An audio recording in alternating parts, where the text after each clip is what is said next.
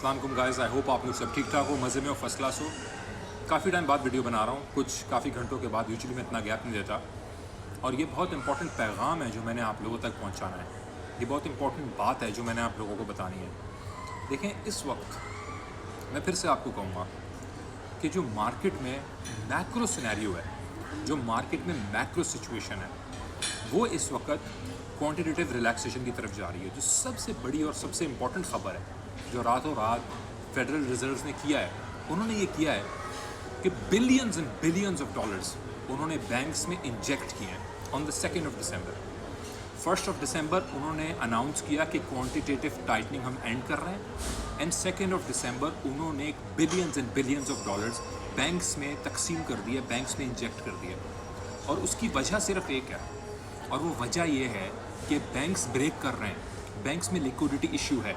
और बैंक्स में liquidity issue इसलिए है क्योंकि बैंक्स ने जो बड़ी बड़ी कंपनीज़ को लोन दिए हैं, ख़ासतौर पे जो AI सेक्टर को, वो इस लायक नहीं है कि वो रीपे करें।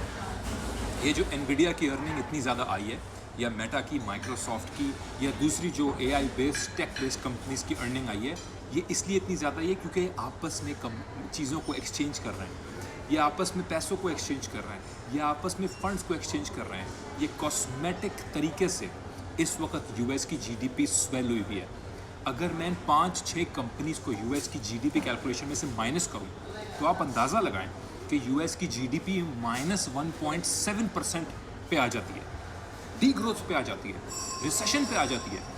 तो फिर मैं आप लोगों को बयान कर रहा हूँ कि सवाल ये बनता है कि आया ऐसा टेलर्ड एंड कॉस्मेटिक किस्म का इकोनॉमिक पॉजिटिविटी क्यों शो कर रहे हैं ये लोग?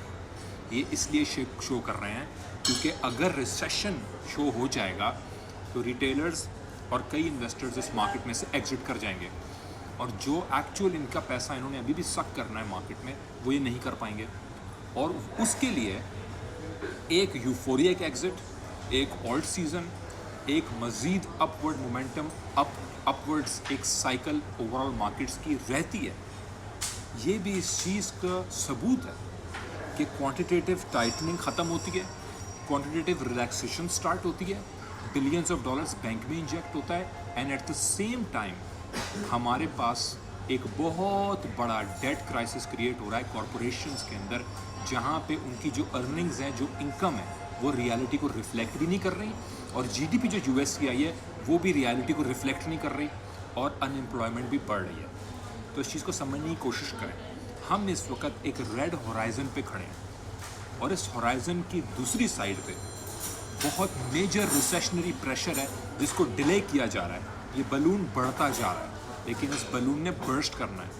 जो 2nd of December को लिक्विडिटी इंजेक्शन मार्केट में हुई है, वो एक बहुत बड़ा सबूत है कि अभी मार्केट्स को गिराने का इरादा इनका नहीं है, अभी मार्केट्स को उठाने का इरादा है इनका। और इसलिए इस वक्त जो मार्केट्स की कंडीशन है, that is not exactly reflective of the market. जिस तरह से बिग कॉरपोरेशंस की अर्निंग रिफ्लेक्टिव नहीं है उनकी एक्चुअल फाइनेंशियल कंडीशन के, चाहे वो एनवीडिया हो, मेटा हो, माइक्रोसॉफ्ट हो, AI का हो, ओपन AI हो, ओरेकल हो, ये जितने भी हैं, इनकी जो अर्निंग्स हैं और जो US की इकोनॉमिक कंडीशन है, या UK की, या वेस्टर्न वर्ल्ड की, वो रियलिटी को रिफ्लेक्ट नहीं कर रही। उसी तरह इस वक्त की ऑर्ड्स की प्राइस, BTC की प्राइस रियलिटी को रिफ्लेक्ट नहीं कर रही। इस चीज़ को समझने की कोशिश करें। ये बात मैं आप लोगों तक पहुंचा रहा हूँ based on this historic fact and reference. मेरा ओपिनियन है, मेरी एनालॉजी है, मेरी रिसर्च है, to the best of my knowledge आपके सामने पेश कर रहा हूँ। आप लोग फैसला करें कि आप लोगों ने क्या करना है, क्योंकि ये टाइम दोबारा शायद हमें कभी नहीं मिलेगा for a decade. Thank you so much. जज़ाकल्लाह।